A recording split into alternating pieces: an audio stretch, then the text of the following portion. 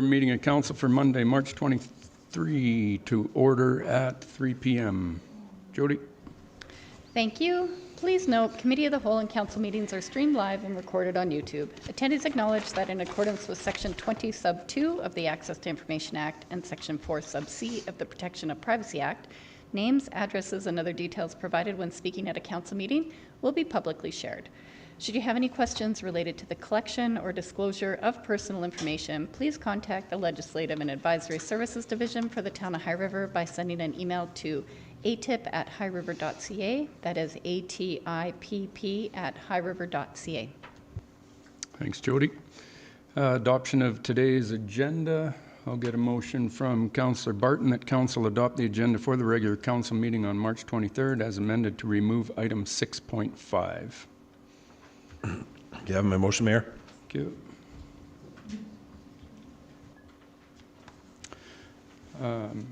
6.5 is the one regarding the garbage collection, as the chosen person withdrew his application because he made a mistake on it. So, all in favor? Carried. Adoption of adoption of March 9th minutes. I'll ask for a motion from Councillor Brookwell that council adopt the March 9th, 2026 regular council meeting minutes as presented. I give you that motion, Mayor. Thank you. All in favor? Carried. Two delegations today, the first one being from the High River Otters. And Lauren, is Lauren here? Hi, Lauren. Yeah, I can do that. Hello.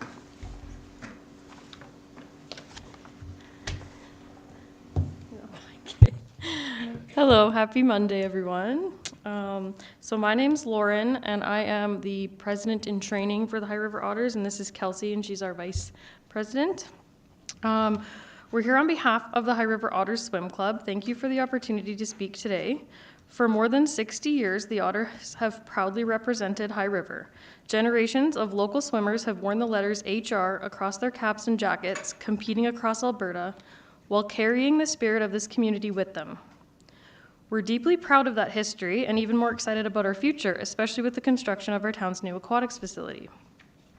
We know that this pool will be a tremendous asset to High River, supporting its fitness, recreation, local athletes, and community spirit for decades to come. We're truly grateful, and we can't wait to come home to it. But this season, our in-between year, has presented challenges that have threatened the stability of our club. Because our pool is unavailable, our swimmers and families are now commuting to nearby towns and training in unfamiliar facilities. This has created higher operational costs, inconsistent schedules, and significant strain on families. Under normal circumstances, we would never consider increasing our membership fees, but this year's added expenses have placed us in a position where that conversation has had to be on the table. And that's why we're here today. We're requesting $10,000 in support to help ensure that the Otters Swim Club can make it through this difficult transition year without increasing prices for families, without reducing programming, and without compromising the positive environment that our swimmers are already relying on. This support would allow us to offset increased travel and rental costs caused by the lack of the home pool, maintain stable and accessible fees for families already facing added burn-ins, keep our coaching and programming consistent so that our athletes can continue to thrive. We have very community-based coaches and families that come here. This will ensure that the club remains strong and ready to grow when we return to our new facility. And to be clear, this request isn't just a handout, it's an investment that we plan to pay forward. As part of our proposal, we're committing to reinvesting $5,000 of the support that we give back directly to local High River businesses by purchasing gift cards for fundraising. This multiplies the value of your contribution, strengthening both our club and our local economy. We believe that this gesture reflects the partnership between the Otters and the community. We swim here, we shop here, we volunteer here, and we proudly represent High River wherever we go. Supporting local is part of who we are. Looking ahead, Once we return to our brand new pool, we expect to increase our membership, attract families to choose High River because of our strong recreational opportunities, and to continue cultivating disciplined, confident, community-minded young people.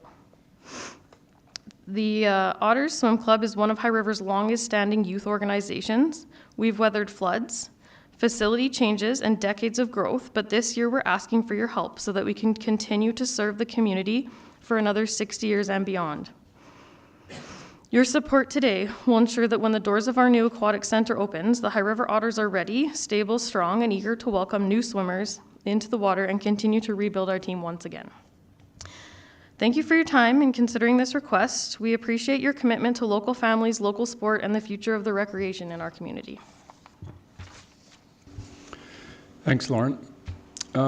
Any questions from council?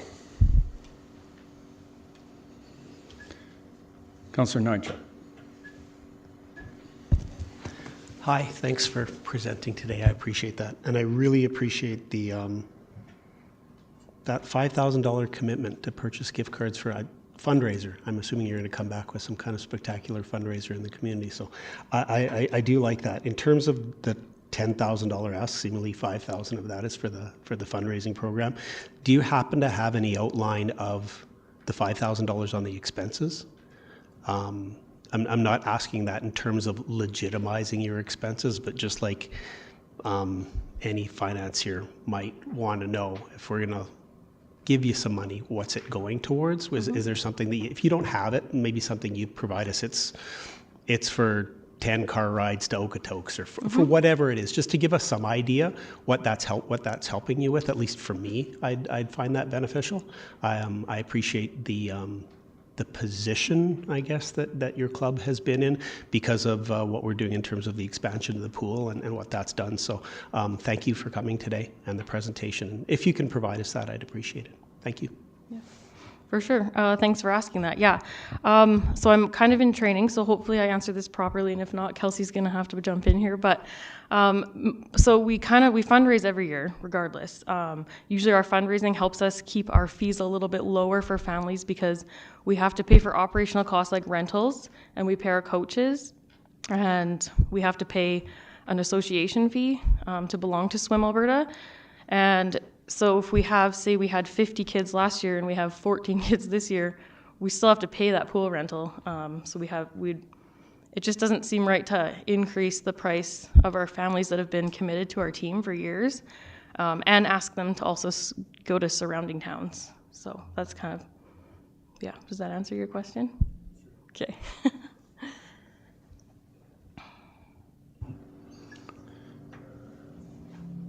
Councillor McGonigal. Do you have, and I'm not sure if this is what Michael just asked, it might be close. Do you have any financial statements for 2025? We do have them, but I don't have them with me. I didn't hear that, I'm sorry. Sorry, we do have them. I just don't have that kind of paperwork with me, but I'm sure we could take it back and. Okay, I would want to see that before I make any decision. Thanks. Oh, one other question. Are all the swimmers from High River? They all live in High River? Yeah, they all live in High River or surrounding close nearby towns that we support. Are some of them in the county? Yes. Have you asked the county for a donation?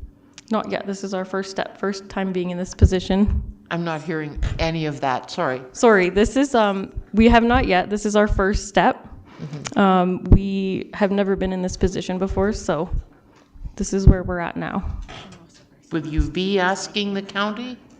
Pardon me? Will you be asking the county for any contribution? I would never say never, but the majority of our swimmers are from High River. We've already lost a lot that we're not, so. Okay, yeah. Thanks.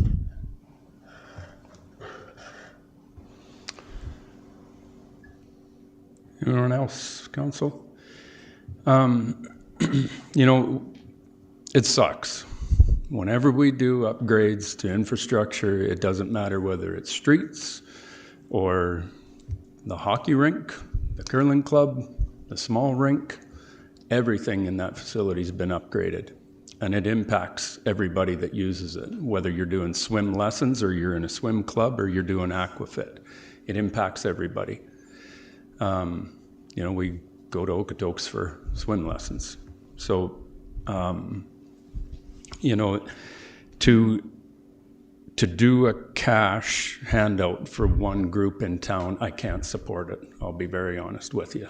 When we went through with the flood, to do all the infrastructure and underground infrastructure and all the new streetscapes, same with the hockey rink, we just can't get into doing that. It just sucks when you're going through construction, and we all have to sacrifice, and it's part of the journey that we have to eat in order to get to the finish line of the amazing new facility that we are going to have when we crack the doors open of this whole new thing, because it's going to be absolutely amazing. But I'm sorry, but I can't support it. It's a vote of council, but I'll just let you know where I'm at, just because it sets a precedent with who else do we have to compensate, and what does that number look like, and it's hard to justify and everything else with financials and stuff, so it's very difficult, but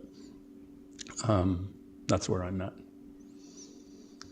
Anyone else from council have comments? Councillor McGonigal has requested financials, so if you want to get that to us, and then we can decide whether we bring it back for a decision of the board or the council. Okay, I do appreciate that. And yeah, speaking of the flood, I just did want to add that in 2014, after the flood, we had to rebuild our team.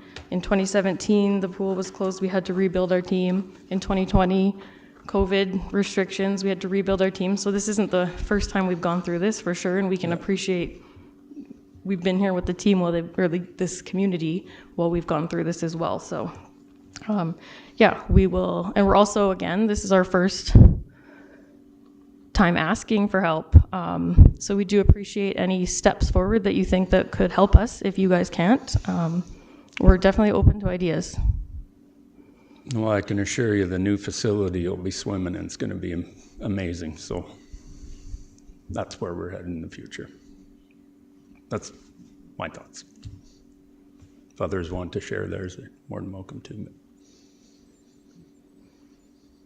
Okay, I see no other comments. So thanks, Lauren. If you can get the financials to us, then we'll follow up with Vicki, see if we're going to reconsider. Okay, thank you for your time. Thank you.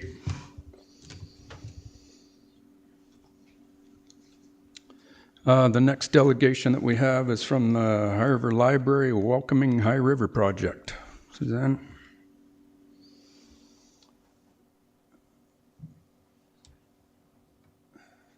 How do I clear this?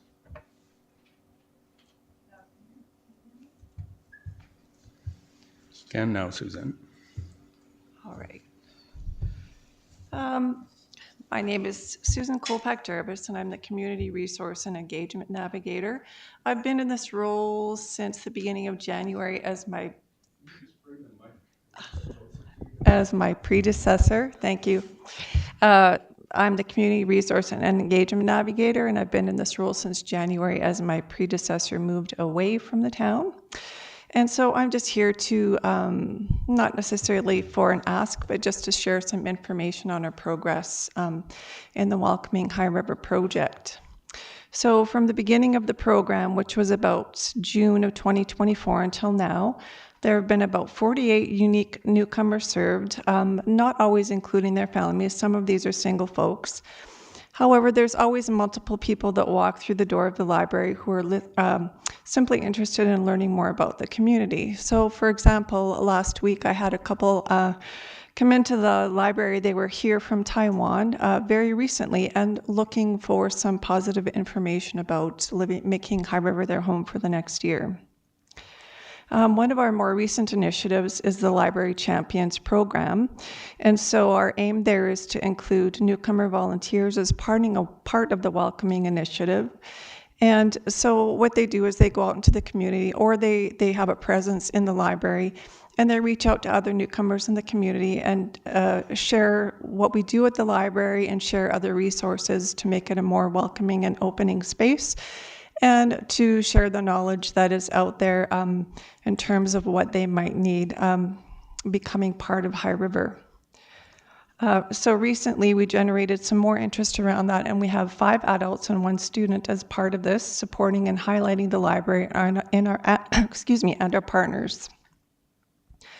2 weeks ago, we held the Magic of Friendship on March 14th, and so this brought together children and their families for entertainment, refreshments, and the opportunity to connect and ask questions of the service providers within our community, which are listed below in my partnerships. So that's FCIS, FCSS, Wild Rose Community Connections, the High River Rec Center, Salvation Army, Greater Foothills Family Center, Boys and Girls Clubs, the RCMP, and the Royal Bank.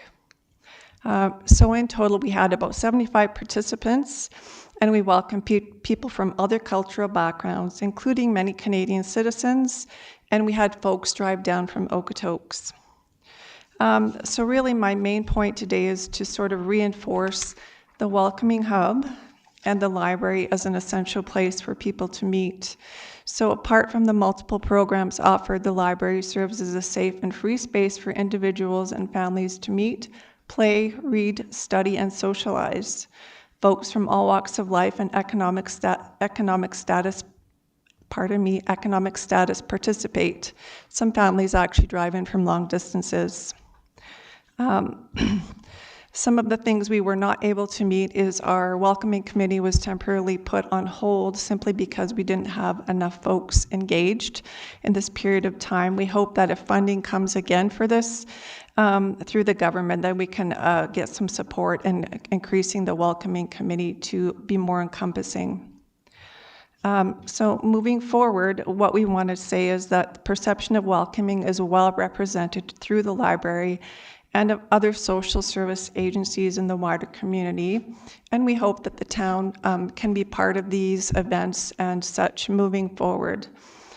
So we encourage you to attend a Welcoming Week, which is coming up in September, and any other community events and welcoming events for newcomers and others that are presented your way. Thank you. Thanks, Susan. Any questions from council? Councillor Jones. Thank you, Mayor Snodgrass, and thank you, Susan. I was just looking at the website, and it looks like you guys have a regular meeting of Tuesdays. Right, so that's the welcoming hub. So that's between 4:30 and 6:30, and typically I'm there. Right now I'm training one of our new volunteer students to become part of the welcoming hub. And so what happens is we greet people that come into the library. Oftentimes you'll just have people walk in that have not been in the library before. So we provide information to them or direct them to some of the services that are in the town that aren't available at the library. And so we hope to continue that. Whether or not I'm there, somebody else can take that role on. Okay, perfect, because I just thought that should be highlighted for people maybe out there that are watching for or sure, listening, for sure. is that on Tuesdays you have this event. 4:30, 6:30, and those times may change, or we may increase it through our volunteers. That's to be determined.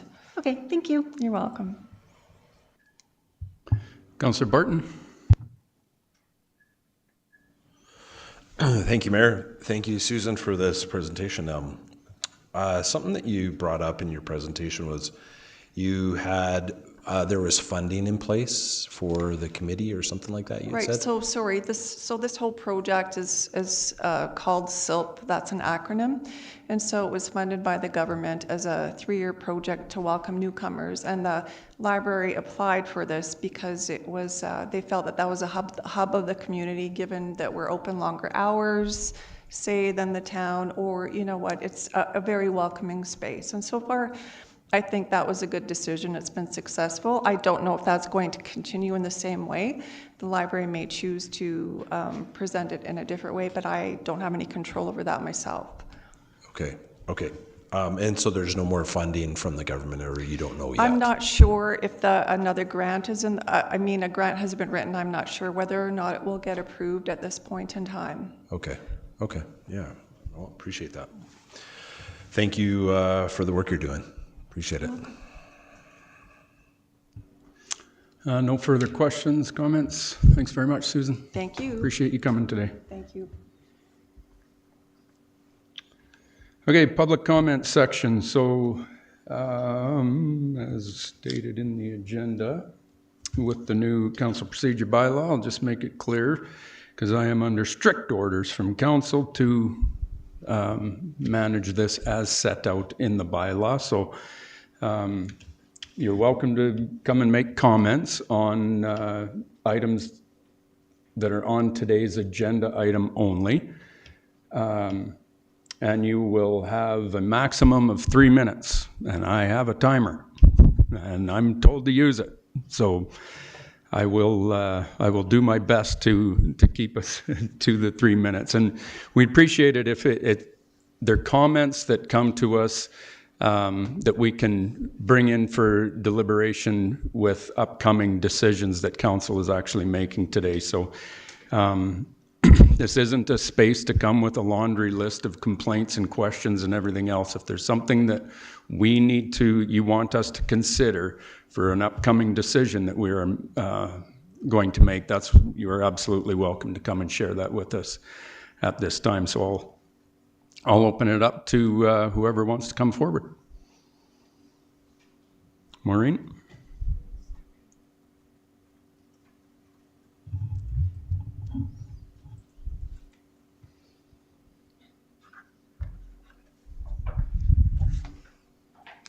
Maureen Moncrief. I'd just like to say about the delegation for the otters. Us locals, we probably all were otters at one time. I find it a bit appalling that we've already given $15,000 to the Fiddle Association at last meeting. Are they locals? And Notre Dame Collegiate, we gave them $4,300. Yes, that's part of our area, but that doesn't help all kids in the area.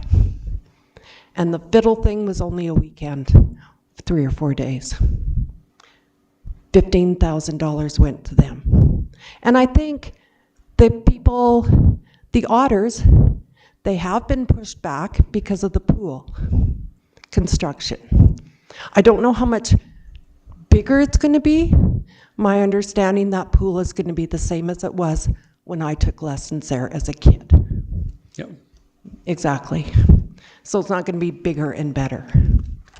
So I think, I'm not on council, but I really think the otters should be awarded some money for the problems they've had arise.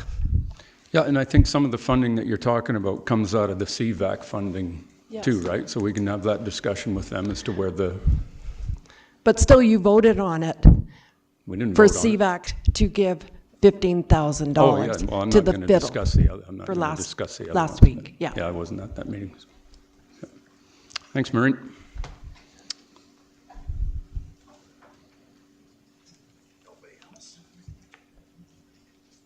Al? Al Brander. I'll be brief.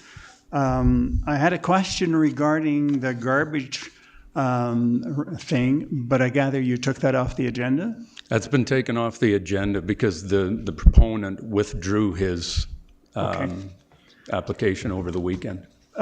Maybe I can ask the question at any rate, because it's not so much related to the proponent.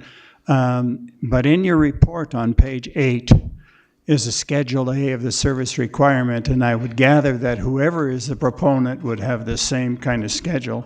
In the bottom paragraph of that, it says, the blue program will begin October 1st. Can you tell us what the blue program is? Certainly, Mr. Brander. The blue program is the circular materials curbside recycling program that will be launching in October. So that's a program that's funded by circular materials, that's as mandated by the province. I was afraid that was going to be the answer. What happens to our recycling depot? The recycling depot stays the way it is. Currently, it's being paid for by circular materials to operate a portion of it. And they've committed to continuing to operate that for the foreseeable future. that contract may end at some point in time, and we'll have to adjust at that time. Does that mean we're going to get another bin? You're going to get another bin, a blue bin that you'll be asked to be brought out to the curb with all your recyclable materials within it. Yeah, well, don't leave one at my house. About, I think it was about 5 years ago now, like I have not heard any conversation in the community at all about starting a blue bin program. And I think it was about 5 years ago now when we had the all-candidate forum preceding this one, and the audience was asked how many people supported recycling, and I think every hand in the place went up. And the next question was, how many people want to see a blue bin program?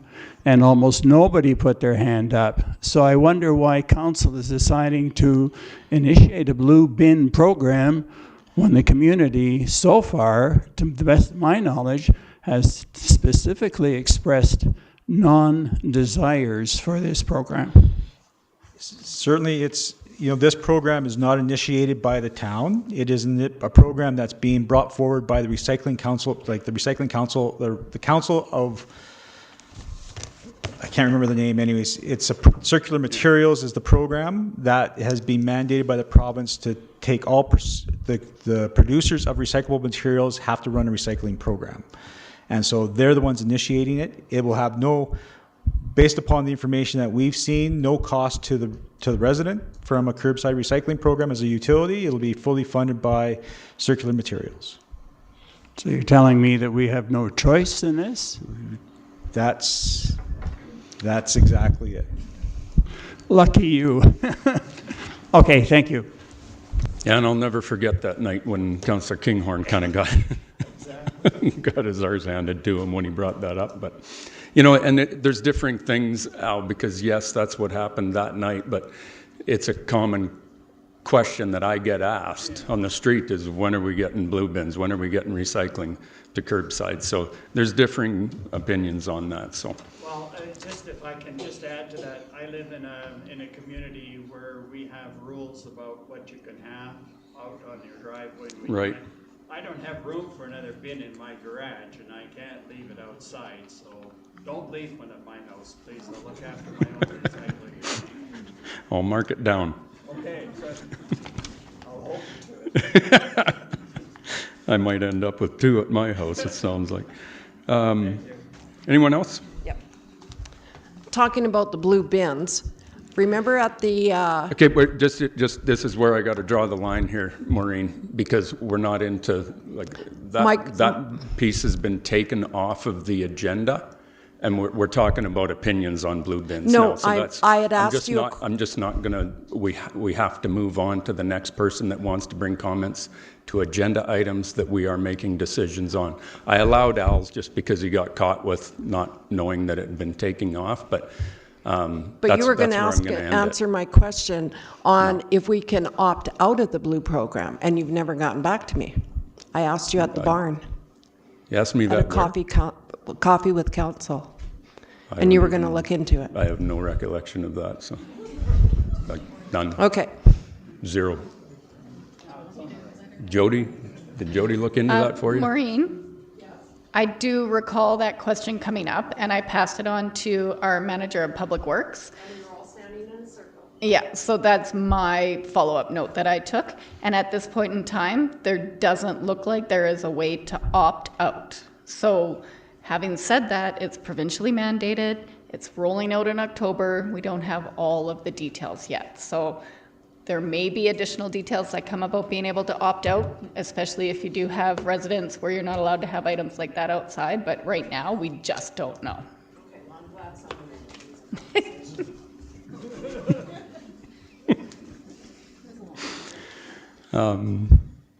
Anyone else?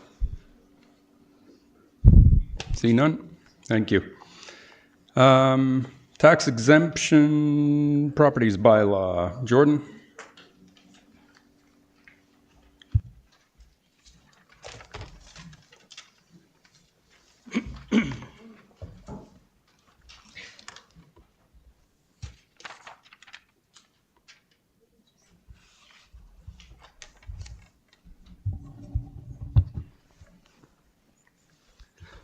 Thank you, Mayor and Council. This report brings forward bylaw 4568/2026, the taxation of exempted properties bylaw for Council's consideration. The purpose of this bylaw is to ensure that designated affordable housing properties in the town remain subject to municipal portion of property tax at 100% of the applicable municipal tax rate. The legislative change is in the 2024 MGA amendment that took effect January 1, 2025. It created a property tax exemption for provincially designated affordable housing accommodations. The designation is made under the Alberta Housing Act. The town does not decide who qualifies. The town's role is limited to deciding whether to leave the municipal exemption in place or pass a bylaw under section 363 sub 3 to restore municipal taxation. Even if council does that, the provincial requisitions portion stays exempt. In practical terms, this bylaw keeps the current municipal tax treatment in place for affected properties.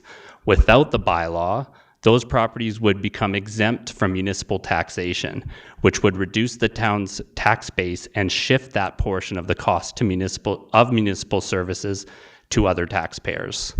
This bylaw does not affect provincial requisitions. Those exemptions remain in place. I would be happy to answer any questions.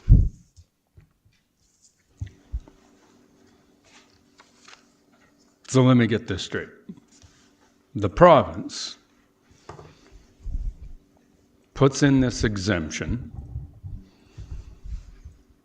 and then they put a loophole in it to put it back on the municipality, so they exempt the properties. This is optical heroics by the province that doesn't. And then for us to recover what we had before, then we have to be the bad guys and put it back in place. I want to say yes. All right. More and more of this, but Councillor Jones. Thank you, Mayor Snodgrass. So are you saying, so they'll be exempt from the provincial portion, but we do not have to absorb that cost in the rest of our town, or do we?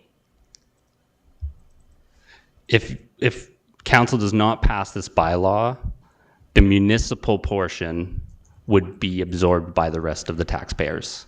But what about the provincial portion? Provincial portion, we can't remove the exemption from that.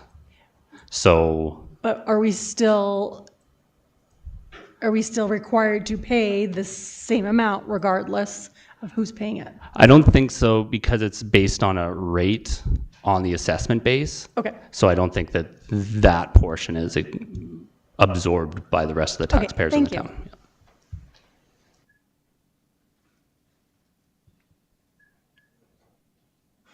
Councillor Nychuk.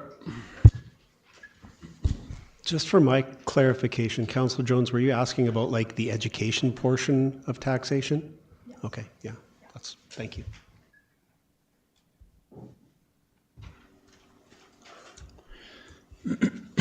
Councillor McGonigal. I'm just not following your answer. It seems to me. Thank you.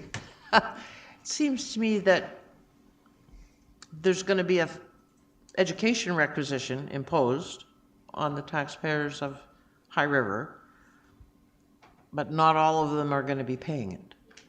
The rest will have to absorb that requisition, will they not? I want to say they won't, because it's based on a rate on your property assessment. The difference between that and the levy for municipal taxation is different, because there's a set amount on the levy. So if a taxpayer doesn't pay that share, that same levy has to be absorbed by the rest of the taxpayers. Whereas on the requisition side, it's not the same concept, because it's based only on rates. So there's no, it's hard to explain, but the rest of the town's taxpayers would not be taking up that shortfall. Thank you. Yeah.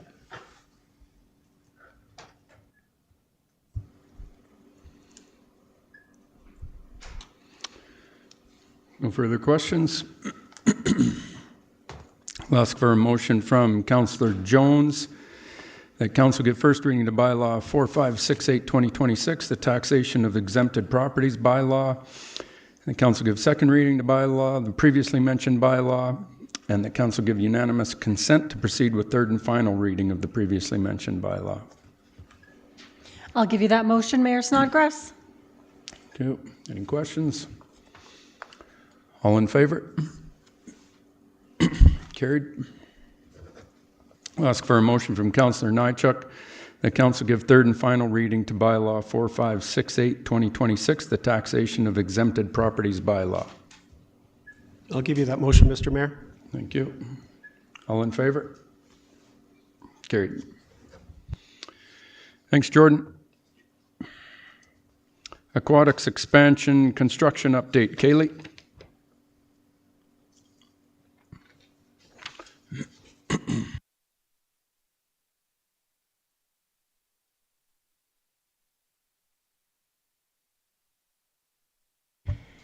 Good afternoon, Mayor and Council.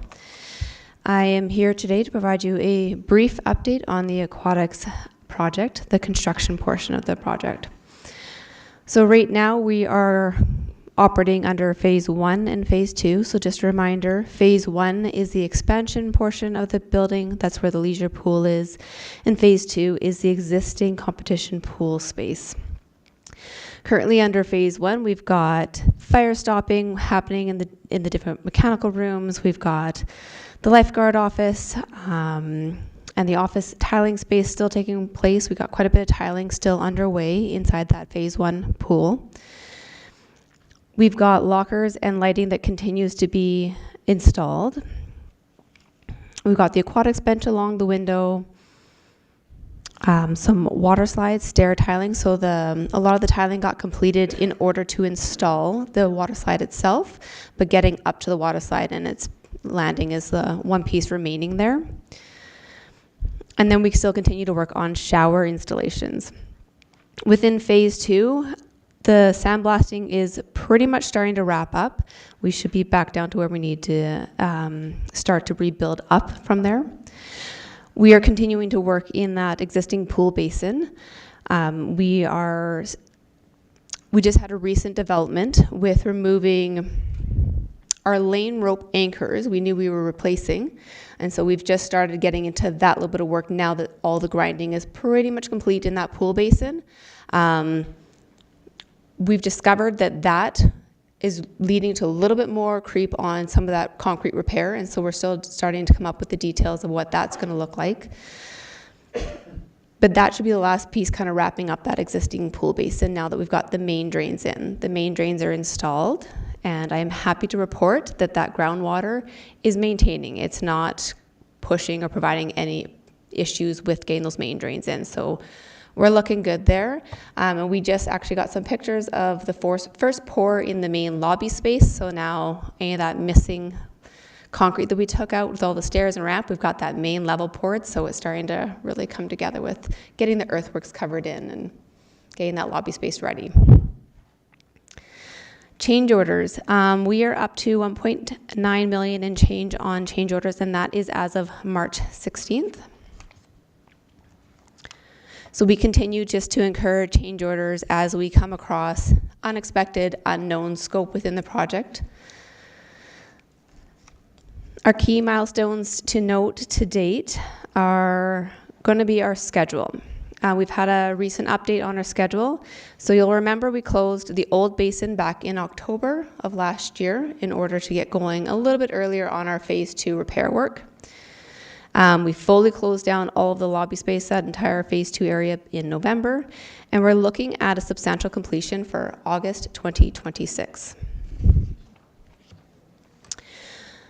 We are currently working on getting fall programming arranged to begin, and that would be the first amount of programming that we put out to the public, with registration opening up in August. This recent update did come from our contractor, so it's leading us to a potential substantial completion in August. However, we're not going to put any formal programming in place until we get into that fall, because it allows us to put a full block of programming together rather than just piecemealing in a little bit of programming over the course of the summer.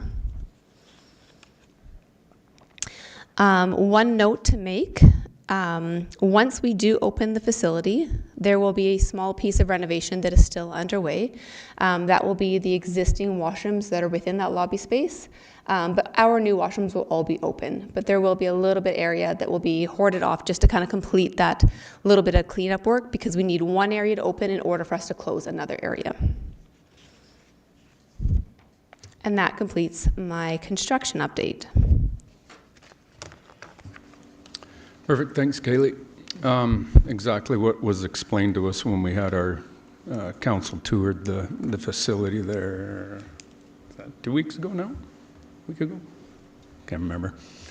So yeah, everything's today as you said it was back then. So we can continue on. Thanks, Kaylee.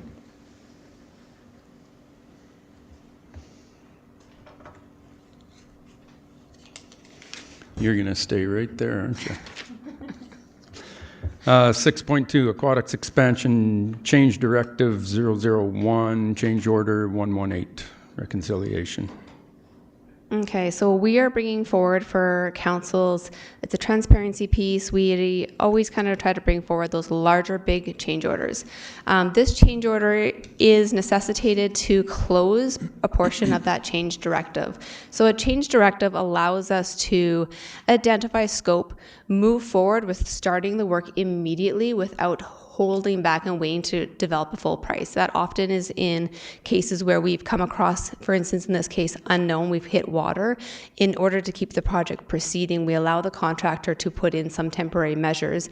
And as the consultants are working on getting an actual solution put in place, it allows us to continue on with the project. So it saves us in the schedule end. In order to close this change directive out, so they are continuously billing us during the course of doing all this work. So as they're doing the work, we are paying them on each progressive payment that comes out each month.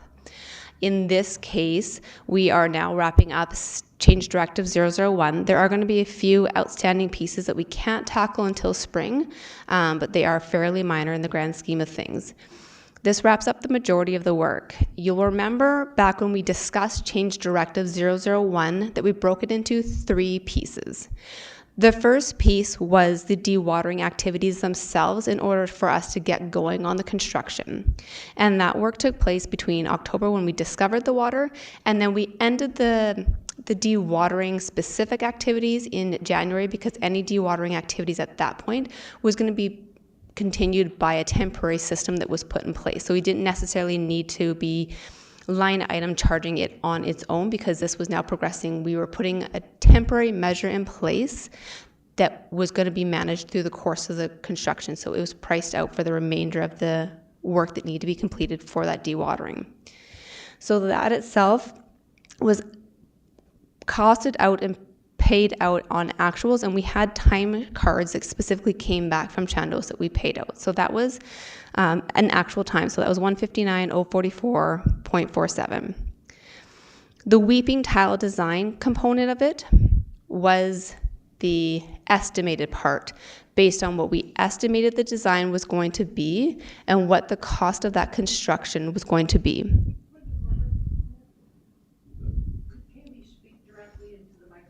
Yes, sorry. Yeah. Okay.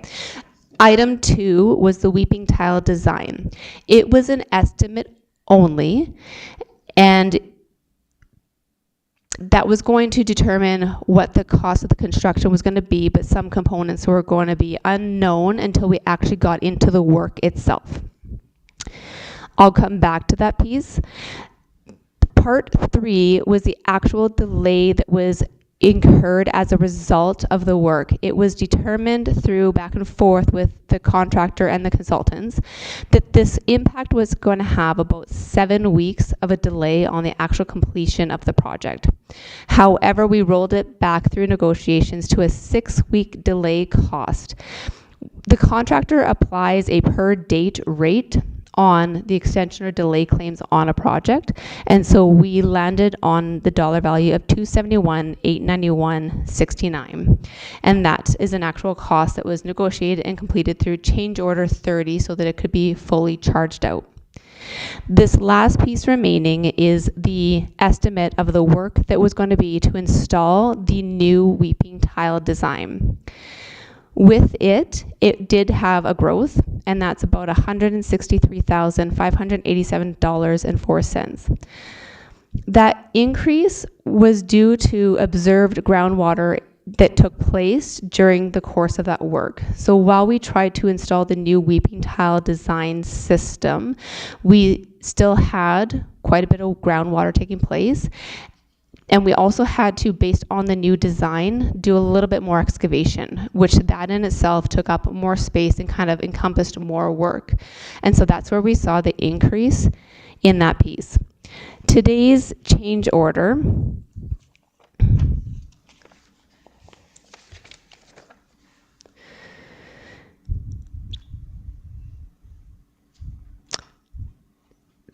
is $683,470.82. Change directive work itself that has been billed to date is $611,094.35. By approving and completing this change order, this allows us to pay out Shandos the remaining $72,982.98. All the work itself has been already billed to and paid for. This last piece covers Shandos's overhead and anything that they can't be charged unless it's on an actual change order. And only overhead, safety, and profits can never really be shown on a change order. You can't charge those against a change directive. So we've brought this change order forward for council's considerations and for transparency purposes on the work that was completed in this kind of unknown observation that took place at the beginning of the project. I'd be happy to answer any questions. Thanks, Kaylee. Questions from council? We have discussed this when we were and got clarity of a few things when we were on our tour and stuff, but if you got anything further today. Councillor Nychuk. Thank you, Mayor Snodgrass. Just to understand delays on the project. And I think I understand that this is part and parceled into sections or silos. So a delay isn't necessarily encompassed once the project is complete, meaning there can be delays for things like this water that was unforeseen, unexpected. There could be delays in the contractor not being able to meet certain obligations, whether they, their entire staff get sick and they don't show up to work for a week, that kind of thing.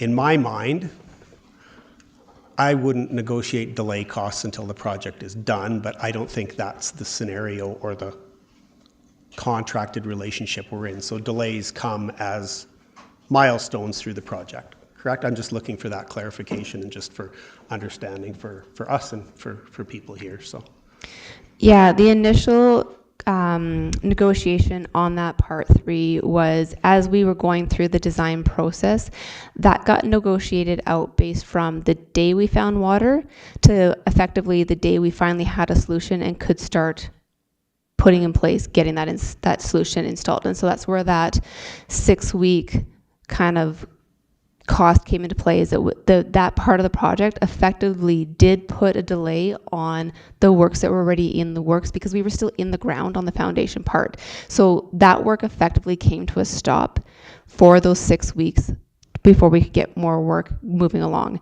Now, we did negotiate with Shandos in shifting some of the work around in order to kind of bring down that value, and that's where we had some back and forth on. We could shift some of the priorities around, but because we were still effectively in the ground, we couldn't really build up from there until we dealt with the ground and the groundwater itself. And so that's why we ended up in the scenario where we negotiated that 6-week cost delay and then the 7-week of the actual delay to the schedule. Does that answer your question? I think you gave me more than I was after, but it's that delays are siloed and paid. It's not, if we finished on August 1st, we accumulate all the delay and we come to terms with the contractor on what those delays may or may not be, meaning positive or negative. If they came in ahead of schedule, or if they came in behind schedule, and what those behind schedule things were. So yeah, thank you. You gave me more than I needed, but thank you.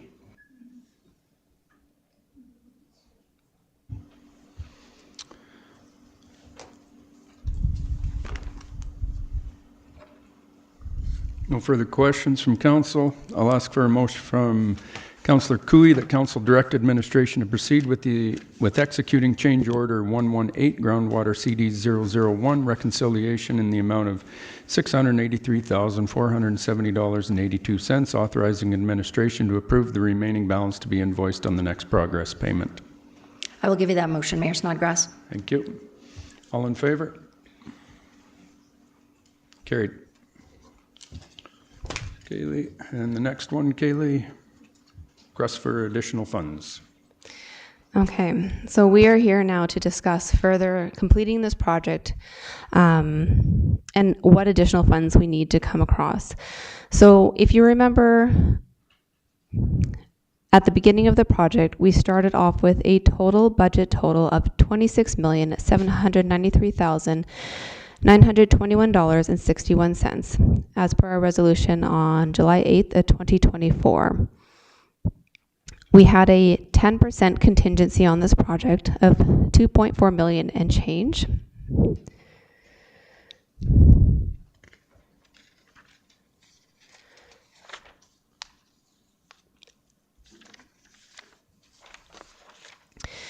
And back at the beginning of the project, we had identified some very specific project risks related to a project of this nature. Obviously, schedule and budget being the number one pieces. We had noted that geotechnical was a potential. However, it was only a risk at that time, and it was a risk that we inevitably came across. So that led to dewatering. Other pieces that were identified as potential risks were also being that we were doing a renovation, and the era in which this building was built would lead to potentially some need for some remediation work. All of which we have also come across. So what information was received that leads administration to move forward with this? We had an update on our change directive, which we just discussed, of 001, which had a bit of an overrun on where we were expected to be based on the estimate versus what we ended up coming to as a final cost. We also had the work for change directive 002, which came into place, which is dealing with our old sump pit and drain pit for the pool.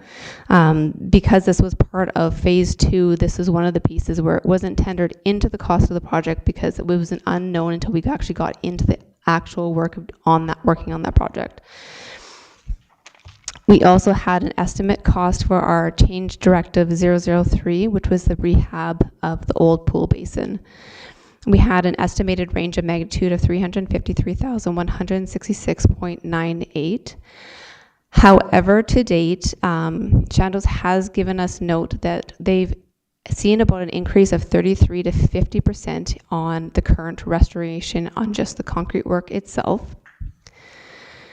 And we've added in ourselves a range of magnitude contingency of the 353. So just matching what they've given us as an estimate as our contingency for that particular work, understanding that that work can get out of control real quick on how quickly it would overrun with repairs and unknowns.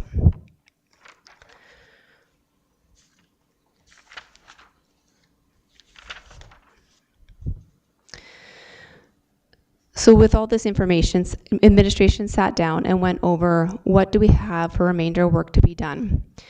And in that area, we've also seen some increase in our need for contract extensions, which we have identified under our cash allowance. We still need to do our FF&E, signage around the pool, and construction insurance, being that the project has extended its duration of construction, does have an impact on construction insurance that the town holds on this particular project. We've got 6 months of additional construction that we need to take into consideration. We've got our change directive 003, which is the repair of the phase 2 basin. We've got our architect's contract extension. We've got a potential Chandos delay claim. Again, that is something we have to discuss and negotiate at the very end of the project to see where things actually landed on completion, and what were actual costs that were going to come as a result of the delay on this project completing. We've got increased third-party owners representation, so we've got an additional representation on site on a daily basis to keep track of these contractors, to try to mitigate that delay claim at the end, to make sure we have adequate contractors on site completing the work, and noting simple things like what's the weather like and what are the roads like, so that we can kind of make sure that there was not really a reason why we didn't have adequate trades on site. We've got our phase 2 roof trusses. This is a big one that we put in for a value because it's really an unknown, but they're trusses above the pool, which are harder to get to, being they're so far up and we have to build a dance floor to get to them, are painted, which is fine. We're going to spray them off and get them cleaned and repaint them as part of the scope. One of the challenges being that the primer paint on those particular trusses has lead in it, and that was just per the era of the time that this place was built. The concern being that with it being over such a moist environment, moist and warm, there is a potential that there is potentially some flaking of that. Once any of that paint starts to flake, we do need to bring in a remediation company. We haven't seen it to date. Actually, to date, when we went to go grind it off on the ends to be able to weld to it, it was on there real good. So we're really hopeful that we're not going to see that, but we want to make sure we have enough funds available so that we're not kind of going back and forth and lose time on the schedule, but also not have funds available to just deal with that risk. And then we also have the outstanding items that we have in Change Directive 1, which are seasonal. Again, they're fairly minor, but we want to make sure we're carrying a contingency for that work. And so that's how we came to the value that we're looking for today. It is anticipated that the majority of the funding will be from the Canada Community Building Fund, CCBF, formerly known as the Federal Gas Tax Fund. So this won't be applied to taxpayers, but rather through a grant fund that we have available. And I'd be happy to answer any questions.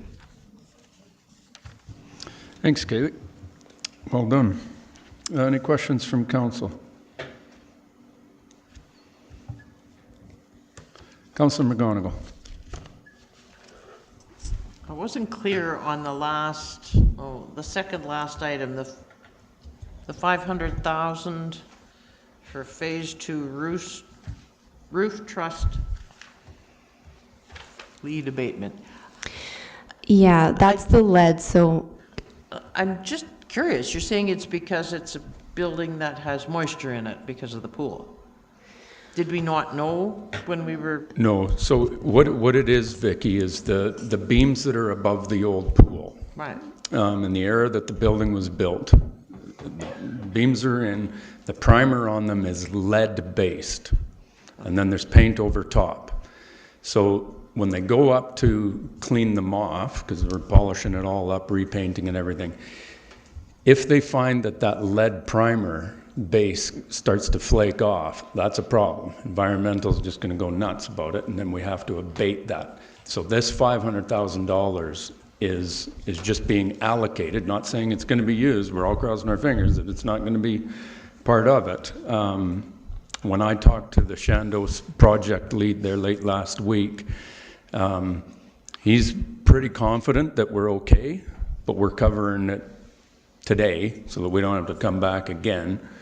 But that's what it is, because if it's lead-based, to have a safe facility, that has to be taken care of. Right. I guess my question is, why didn't we think of this when we put the initial budget together? The phase 2 basin itself was not priced. It wasn't priced until we were able to get in there and actually adequately start working on the pool space itself to identify everything, because it is fairly destructive, and two, you need to get up there with a lift in order to see what you've got for materials. And what was identified earlier on when we were doing the when we were attaching phase 1 to phase 2, that was at that time, we had it tested. We had it tested once, which it came back with not enough lead containing paint, because at that time, there were multiple paint products. Some contained too much lead and they needed to be abated, and some did not carry the same number or the amount of lead that they would need to be abated. Our initial test said we didn't need to abate it and that the lead content wasn't high enough. A secondary follow-up test, though, during the project did identify that it was a higher concentration of lead, and that's what then necessitated that we might have to abate it. And this is into the renovation portion, which isn't, uncommon that you unearth things that, especially there's portions of the old drawings that show where certain beams are supposed to be. And when they did the demo, there's no beams there. So we got to put beams in. These are the kinds of things that we're running into. It's not surprising on the renovation portion. Any other questions from council? Councillor Nychuk. Thanks, Mr. Snodgrass. Where do I want to start with this? More budget than what we initially planned, more time than we initially planned, which aren't great things for a project, but we are where we're at. In the additional funds request, there are a couple of items, the roof truss being one. It's a placeholder. Mm-hmm. So with that worst case scenario of $500,000, was their budget already allotted for cleaning and painting? This is over and above. If we had to, the $500,000 is to strip the trusses in an environmentally acceptable way and to refinish them. So I guess I'm asking, this $500,000 might not come to fruition. That is correct. It may not need to be used. Where the concern came was when they got up there and saw that some of the paint started to flake, then there is the potential that maybe the primer might flake, but it wasn't observed earlier on that the paint had already started to flake. Okay. I'm just looking at the 2.5823 number and going, what's potential and what are we really having to spend out of this? So some of it to me is real and some of it's potentially not. So I'm trying to look at it from the lens of this project to completion might not require the additional 2.5. There's 3 or 4 things I see in this list that are, okay, we kind of have to see as it goes. But further to that, in some of this, there was a lot here to digest for this council package. And my apologies, I didn't highlight where my concerns were, but overall, there seems to be some things that are still in the wind a little bit on what may or may not materialize as we come to close this thing out. And we're being presented with a number here as a financial back to finish the project. And I'm concerned out of the phrasing, the way the report had some writing in it, was that there's maybe some skeletons in the closet still.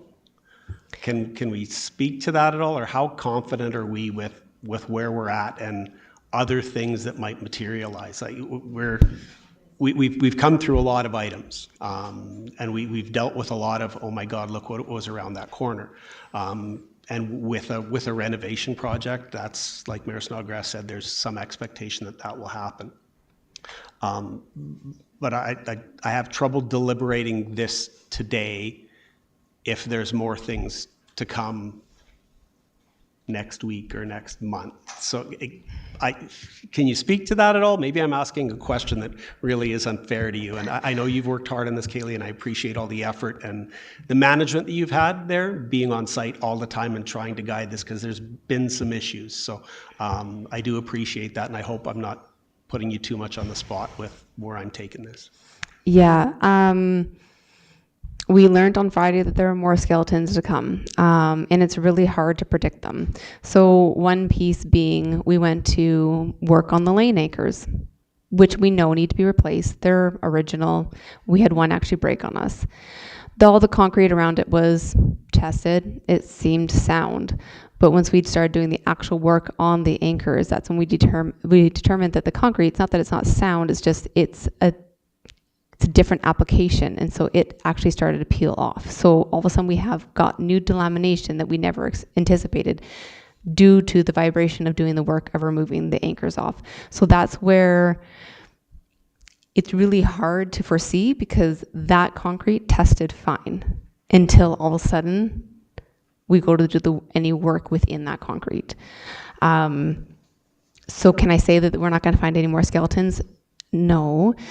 We've tried to throw some contingency in there. So for instance, even just on the CD03, even with this, I spoke with our consultant and said, kind of give me a comfort level. Are we still okay with what we've kind of said about the contingency even for CD03? And he says, yes. Now, we don't have full numbers on that because I can't get that until I get into a meeting with them. We just discovered it on Friday. It usually takes us about a week to turn that stuff around.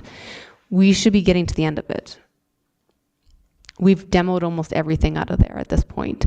It's just a matter of we have a few small pieces, and we've done our best to try to predict without that crystal ball. So I don't have a full answer for you, but that's kind of what we're up against as an example. Okay, thank you. Well, then in that, we lost it. The CD003 contingency. Can you remind me what CD003 is? Yeah, CD003 is the phase 2 basin repairs. So that's where we're taking out any of the soft, that's where we were in the tunnel and we had those big gaping holes. That's effectively the work of CD003. And then the 6 months of construction contingency is just overall contingency. So CD003 is pretty specific from a contingency. The other number that's in there, the 900K, is all-encompassing of everything else. So okay, yes, thank you. So in those two contingencies that are there, do we feel that those contingency numbers cover these, like the anchors? Do we feel that it covers that? Otherwise, I'm really at a point where I would want to send this away and come back again. I wouldn't want to vote on it if there's still some numbers to uncover. And that comes from a fact of we've got a number in front of us here. If we have to bring another number back, I'm, this could come back 100 times between now and the time of completion, but I'm hoping we can just button this down and have a number and work to the happy ending. Yeah, so where we are at is keeping in mind that I'm only approving any change orders or any work proceeding on this project based on a committed basis. So even though I've told you kind of my change orders are 1.9 million in change, that's committed. That I haven't realized, I guess, and paid that out. So the bank isn't empty at this point. However, in order for me to continue to proceed to sign off any change orders passed today, I do need some form of replenishing of our budget. The only way I'm going to determine if anything else comes to fruition is really if I unearth something. I have no other, this is the best I can do. We've tried to flesh out as best as we could. Fair enough. Thank you. Councillor Jones. Thank you, Mayor Snodgrass, and thank you, Kaylee. Actually, Councillor Nychuk's question answered a lot of similar concerns that I had. I do understand the need, of course, to complete the project and to complete it, both the expansion and the renovation, so that this is something that lasts us another 40 years. So yeah, thank you for all the work you've done on it. And I do understand in doing renovations how things can happen and change. It is unfortunate, but it is the reality of the situation. So thank you. Councillor Cooey. Thanks, Kaylee. These estimates that you've got up here, I think, you know, you don't want to be up here asking for more money. And so I assume that it's safe to assume that these numbers are probably a safe number to work with. That, you know, when you come back to us with, for example, the increased third-party ownership, that number is pretty right on, maybe a little bit extra. So we're looking at a safe number today.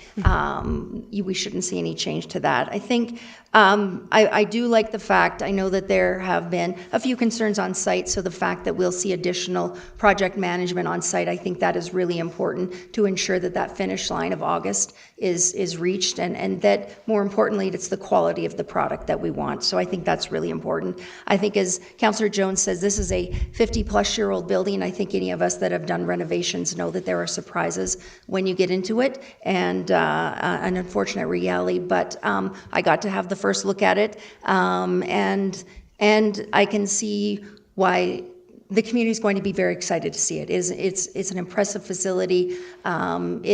It's something, you know, I look at back when, you know, the growth of our community, and we look at our water sources. I had swimming lessons in an outdoor pool, and let me tell you, 9 o'clock in July, it's pretty darn cool to have a swimming lessons in a pool. So, you know, I got to watch my grandkids in the big basin, and this new basin is just going to allow for an even better experience for our youth and for our families and for our seniors. And so was really excited to see the project. Hadn't, you know, obviously been a part of it for the past 4 years, but I was really impressed with what the finished product is going to look like. So I know it's a massive undertaking to try to manage this, but I think we got to get to the finish line, and the important part is that in the end, it's the quality we want.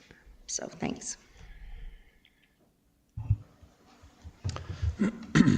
Don't forget running from the lightning when they blow the lightning horn at the outdoor pool. I'm watching all of us try to scramble inside for that thing. Councillor McGonigal. One last thing. You said the majority of it, of the cost of this increase will come from the old gas tax fund. Where will the minority come from? Like, is it all coming from the gas tax, you estimate, or? I will defer if I can. Sure. Thank you.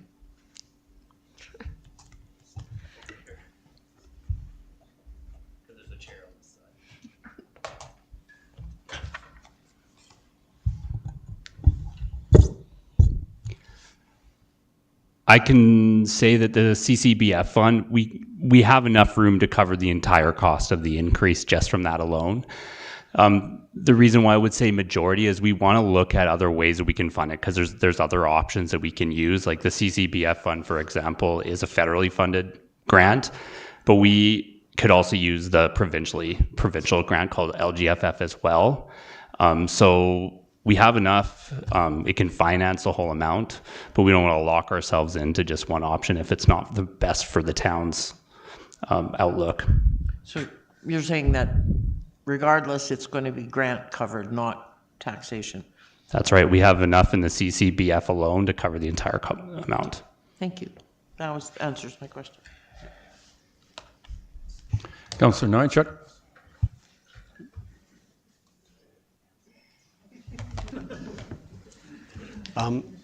Thanks, Councillor McGonigal. My mind was going in the same way. That clarifies the anticipated word that's there. It tells me that the funding is there. By using CCBF, what are we affecting in terms of funding to other projects that we have? Because generally we have other things tied to that. So if we happen to be using money from there, or maybe we just didn't use the whole bandwidth wasn't being used in terms of the grant. And rewinding that a little bit, do we have to actually apply to be approved to use the funding? So the funding is there in terms of funding for our municipality, but we actually have to have a rubber stamp that says we can use it for this particular project. Is that not correct, or am I off base? No, you are absolutely correct, Councillor. The first question is about trade-offs. So what are we giving up by using the CCBF fund? And in the current capital year, there's no trade-off. Like, we have some available. The trade-off is it would reduce our flexibility on a go-forward basis because we have limited access to grant funding, especially CCBF. So yeah, we'd be giving up a future a project of that amount for sure. It would be kicking it down the can a little bit further. As far as the application and the approval process, we can't know for sure if it gets that official rubber stamp, but we do have grant advisors that we talk with all the time. We'll be like, is this going to be approved? And they can't say, yes, it's going to be approved, but they do have the criteria list in front of them. They know exactly what is likely to be approved, and it's only until it's in front of the minister that we actually get the approval. But they give us full confidence that, yeah, for both CCBF and LGFF, that it would be eligible. Oh, sorry. So you've had those conversations. You've had those conversations, and you've gotten that. I know it's not the rubber stamp, but it's the nod that we know how this grant game is played here. We've been through it enough times, but you've had that conversation already. So yes, sir. Okay, and we've got back. We obviously, between the provincial and the federal, we've got backup. We've got multiple. Well, maybe not multiple, but a few different streams that we can carry this funding forward. That's correct. Okay, awesome. Thank you. Thanks for sitting in, Jordan. No further questions. Thanks, Kaylee. I'll ask for a motion from Councillor Barton that Council approves an amendment to the authorized project budget for the aquatics expansion and renovation, establishing a revised maximum project value of $29,393,921.61 for the aquatics expansion project to cover future change orders, extended contracts as a result of the project's scheduled delays and potential delay claims. And further, that administration continue to actively manage the project costs and report back to Council on final expenditures, outstanding claims, and post-project lessons learned from following substantial completion. Yeah, my motion, Mayor. Thank you. Any further questions? All in favor? Motion carries. Thanks, Kaylee. Thank you. Continue on. We grind to the finish. It's going to be awesome when it's done. 2026 fleet replacement. Jason, I think Colton's here as well.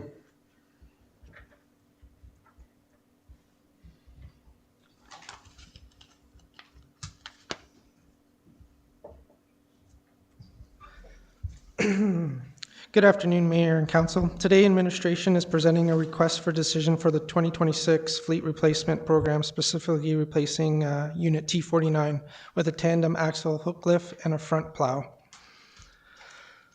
Administration issued the request for proposal on February 12th, 2026, which was publicly posted in accordance with our purchasing policy. The RFI closed on February 27th, and we received 4 submissions with pricing ranging from approximately $424,000 to $518,000. All submissions were reviewed and evaluated based both on cost and overall compliance with the town's operational requirements. Based on this evaluation, administration is recommending the council award the contract to Almore Group Snow and Ice Team in the amount of $499,334.64. While the Almore Group was not the lowest price submitted, the evaluation determined that it provided the best overall value to the town. This recommendation is based on a few key considerations. The proposed unit aligns with the existing hook lift system we are currently using in our fleet, and the brine system is constant with what our operators and mechanics are already working with. in our current fleet. This level of standardization supports the operational efficiency and reduces complexity from a maintenance perspective. Overall, this approach minimizes downtime and supports staff familiarity and reduces long-term operational risk. The total cost of $499,334.67 falls within the approved 2026 fleet capital budget of $515,332. If approved, administration will proceed with awarding the contract and executing the agreement. Delivery of this unit is anticipated in September 2026, ahead of our next winter season. In closing, this replacement ensures that administration can continue providing reliable snow and ice control, particularly on our artillery roads where the front plow plays a crucial role. Administration respectfully recommends approval of this award. Thank you, and I'll take any questions. Thanks, Jason. Any questions from council? Councillor Nychuk. Thanks, Mayor Snodgrass. Thanks for the work on this, gentlemen. In terms of the equipment, the truck, can you share with us, you said this was provided the best value. In terms of value, I start thinking about warranty, that kind of thing. Can you share any of that might come along with this? What type of a truck we're actually buying, who the manufacturer is? As far as tandem trucks go, there's, a handful of companies out there that build these kind of things. So there's not 1,000 companies out there building these trucks, but just to know who it is, who built it, what the warranty is on it, if we have some issues with it, how it'll be taken care of. So yeah, so the Almore Group, it's going to be a Freightliner, and we get the 1-year warranty, manufacturer warranty. The Almore Group currently built out our belly plow last year, so we have a good relationship with them, warranty-wise, and I don't know if that answered your question. Yeah? Okay. Councillor Barton. Thank you, Mayor. Thanks for the presentation, guys. How long have the replacement, how long have we been without that last truck? Was it one season, the one that it's replacing? We currently have a front plow truck, T49, which we are currently using. Okay. And so this is replacing it? Yep. Okay, so then we'll send it off to auction or whatever. So, okay. I think that answers my question. So yeah, it's not an additional to the fleet. So no. Okay. Thank you.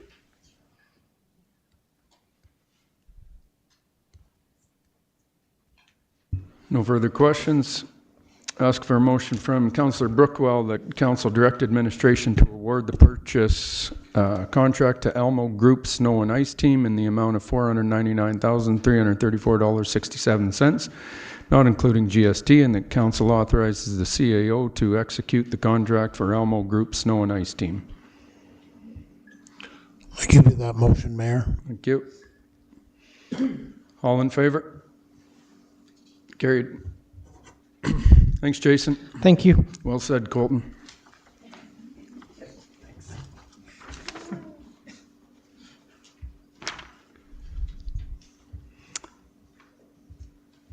FCM conference. Jenny, do you want to speak to this?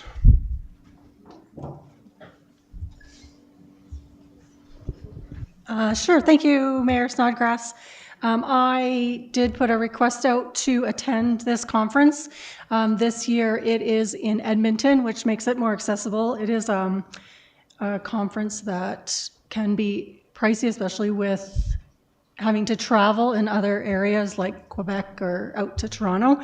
So having it in Edmonton, I found that I'd like to attend. I've always wanted to attend. It is a conference and trade show. The Federal Federation of Canadian Municipalities, and they have lots of speakers and ability to talk to federal politicians and figures that I guess can help me answer some questions or get some more insight into how they support our municipalities, as well as being in Edmonton. There's a lot of different workshops, and when I look at the website, just a ton of ideas of things that I could hopefully bring back to the community if I am able to attend. Thank you. Thanks, Councillor. Can you remind me what your role is with AMA, the Southern Regional?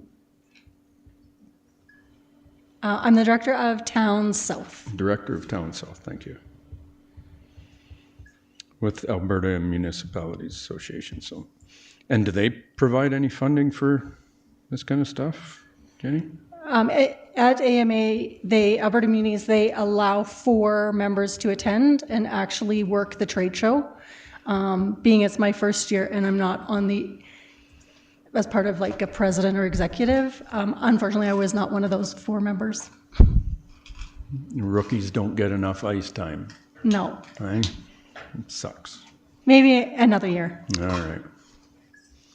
Councillor McGonigal. Just a quick question.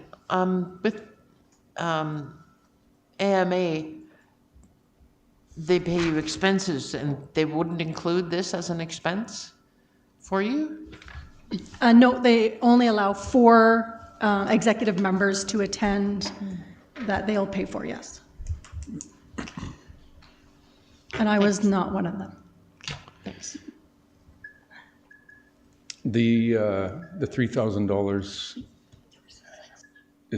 would that come out of our education budget or continuing education budget, or where would the funding come from, Chris? The old slush fund? Well, we'd have to kind of amend the budget because we hadn't. Oh, Jody raised her hand. I can say that there is a budget line item under council's budget for training. Typically, it's for if anyone wants to attend the Alberta Municipalities Conference or convention and some other training. Typically, council doesn't use all of those training dollars, so it could come from that line item.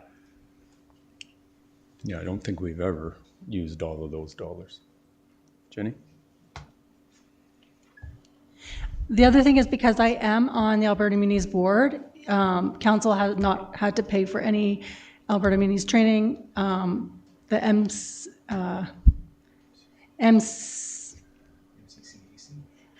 I was just thinking the one that's coming up this weekend. The Leadership Caucus or the Alberta Munis Conference will not come out of that budget for me to attend those, Gotcha. just so you're aware. Okay, perfect. Councillor Nychuk. Just speaking from another council seat, I'm supportive of Councillor Jones going.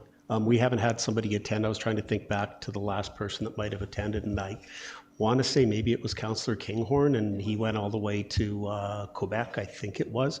So we haven't had that federal representation from somebody on our council. As long as Councillor Jones is going to educate us when she comes back and pass on all the knowledge that she has, which I'm sure she will, coming back to council, I think it's a decent educational investment for one of council when it's so close to us. The proximity is close, so the cost is significantly diminished from, saying, going out to the eastern seaboard. So just wanted to say I'm supportive of it. So if she does an 8-hour training session in LO4 yeah, on a Monday? I thought more like 16, couple of good hours, days. Couple days? Couple of good days, yeah. You prepare, please. I think that's what get us the value. Yeah, I'm good with it. Councillor McGonigal. Does anybody recall what we paid to send Councillor Kinghorn to to Quebec? I don't know, but the poutine looked expensive, so Sure. you'd eat a lot of it.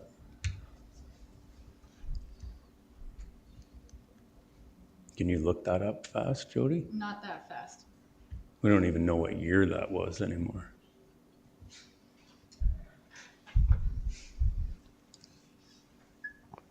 Probably not, Vicky. I'll give you that.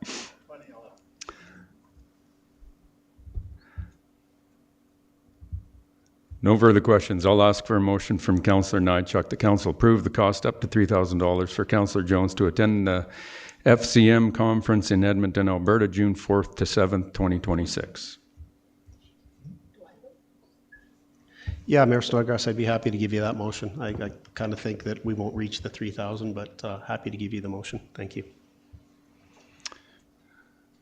Yeah, I'm totally in favor of Jenny's doing a great job with AMA, the directors at Town South. I think it's important that she attends this in that regard, so that she can bring not only information from FCM to the town of High River, but also to be able to share it with all the towns that she's responsible for as a director of AMA. Any other questions? All in favor? Carried.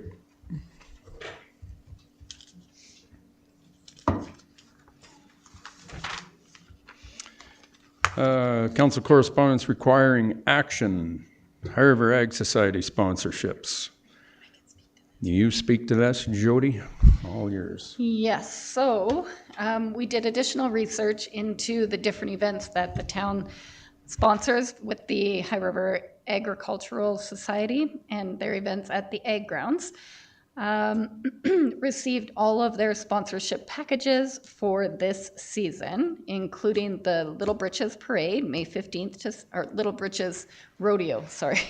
Separate from the Little Britches Parade, May 15th to 16th, and also the Guy Wiedek events in June 19th to 21st, and then the Chuck Wagons or the Battle of Foothills, which is July 23rd to July 26th.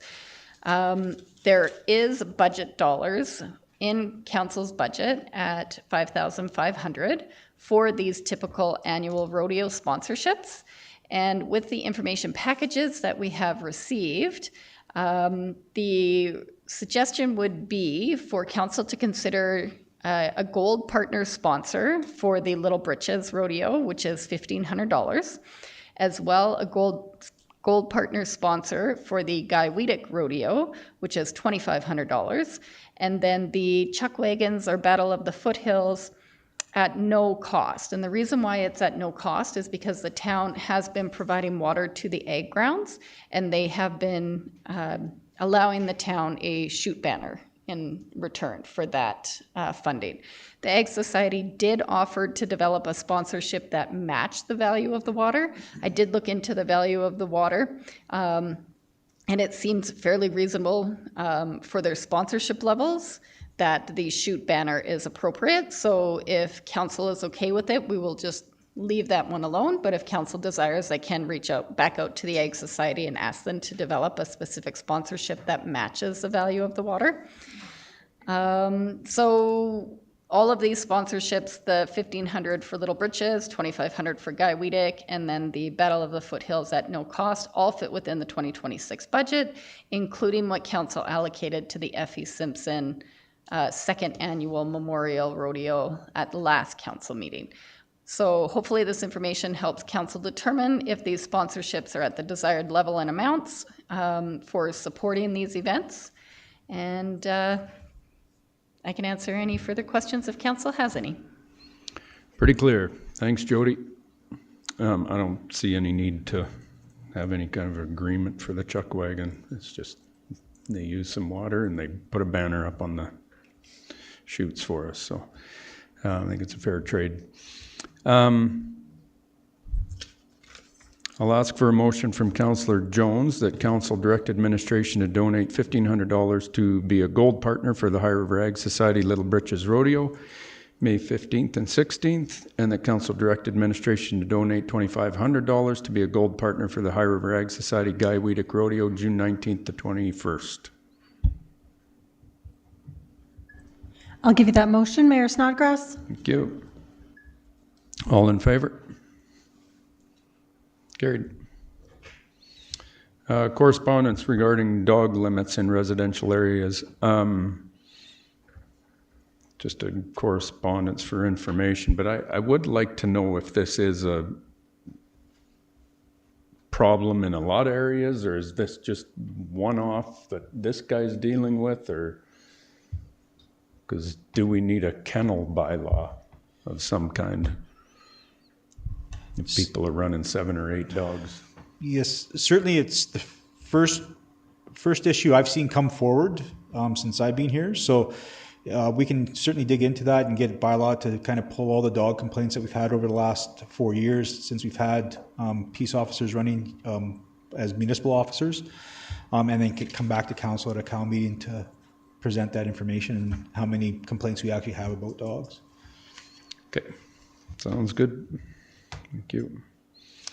This time we're going to move into a closed meeting with just council. So I'll ask for a motion from Councillor Nychuk that council recess the regular meeting council on March 23rd at 4:34 p.m. I'll give you that motion, Mr. Mayor. Thank you.